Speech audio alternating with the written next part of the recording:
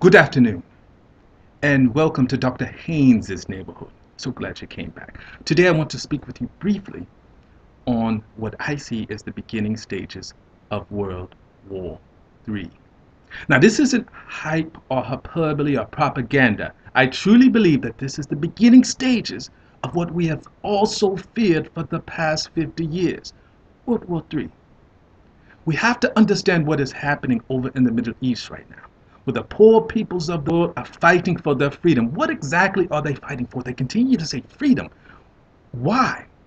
If you take a look at your history, the world has been divided between those nations who are north of the equator and south of the equator. Now, those who have been north of the equator for hundreds of years have taken their arms, their long arms, and stretched beneath the equator to take those nations and those peoples and put them in some sort of bondage, stealing their resources, sending them into slavery, all sorts of things.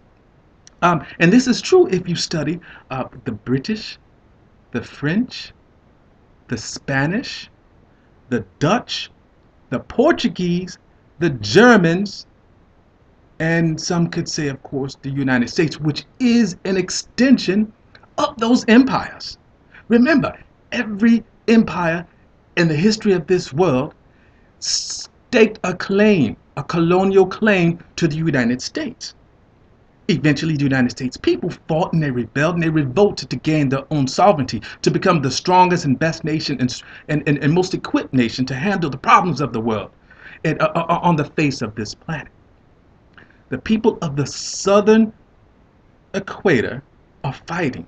They're fighting their way out of poverty. They're fighting their way out of abhorrent infant mortality. They're fighting their way out of illiteracy. Now, post-World War II, the United Nations began. When it first began, there were 51 nations. In 1985, that 51 nations grew to 159 nations. Now, in 2011, it's even higher. As the imperialists lost their grip, smaller nations began. But how were they to start? How were they to get the resources? Remember, they did not have a seat at the table when the rules of globalization were started. They were poor, and the one thing that poor people or inferior people want is to be equal to their superiors. The last thing the superiors want is equality with the inferiors. So what do we have here? Let's take Iran, for instance. Recently, they took two old warships and they took those warships through the Suez Canal. They said it was harmless. They were just staging them for some experiments. That's hogwash. That is hogwash. I believe that in times of revolt and revolution, when the dust is settled, the only people that will be in a position to help lead all these free nations who will be in shambles, or an organization or group of individuals who have been prepared. The Arabian countries, some of the smaller sects, they have been preparing for this for the past 50 years. Look what happened in Egypt. They are lost right now. What you saw in Egypt was a coup d'etat. Anytime a military is 15% of a nation's economy, and they side with the people, yet they stand idly by, they wait for their leader to topple, and then they take over the government. That is a coup d'etat. Coup d'etats are never good, because they're military. Look in Haiti. All they have gone through, coup d'etats. Let's take a look at what's going on in Libya, where the people now control the eastern part of Libya. Gaddafi will go down, but he's not going to go down without taking a bunch of people. He would rather assume destroy that whole world than just give it over to some Western front, or as he said, the Al Qaeda or whatever else. What's going to happen here, in my opinion?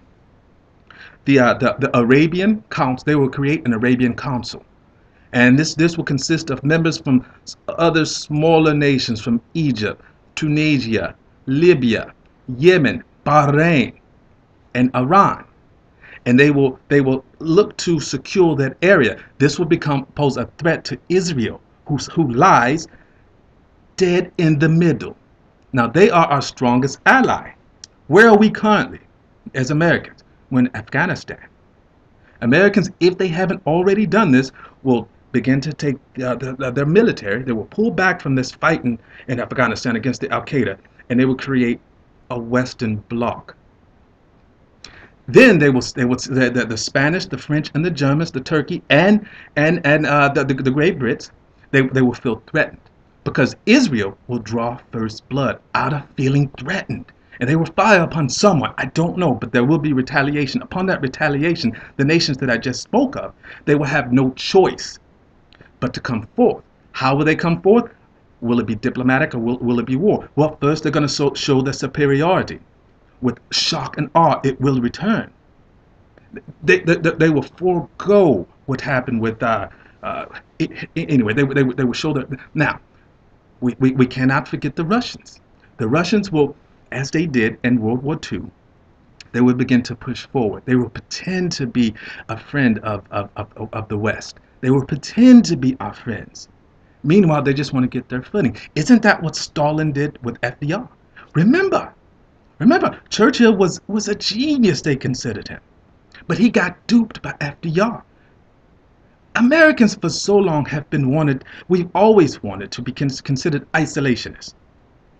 Prior to World War I and II, we were isolationists. We got drug into World War I. In World War II, the only way that we could begin the process of getting into that war, FDR had to actually lie to Congress, and he lied to the American people with the Lend-Lease program.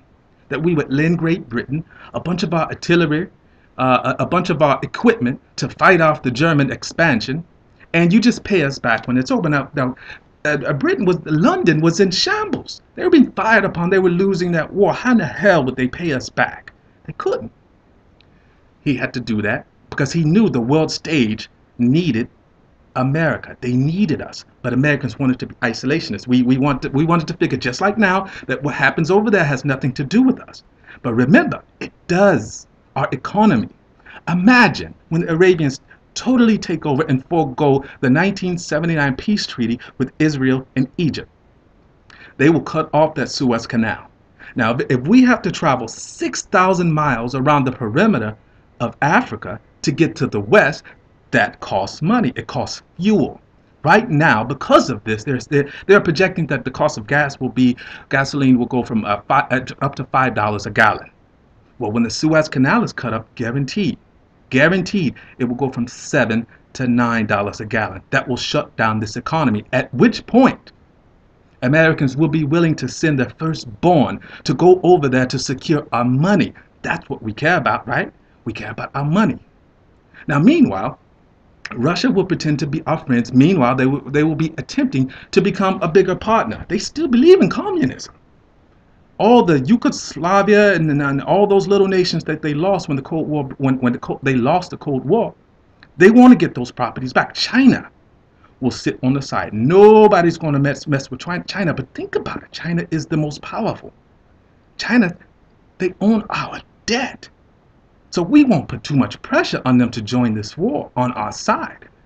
We'll let that sleeping giant just lie. After everything is destroyed, China will step in and own even more of our debt and more of the Western allies' debt. And they will begin to divide and split this world up for their own. World War II is among us. We have to be prepared for this. I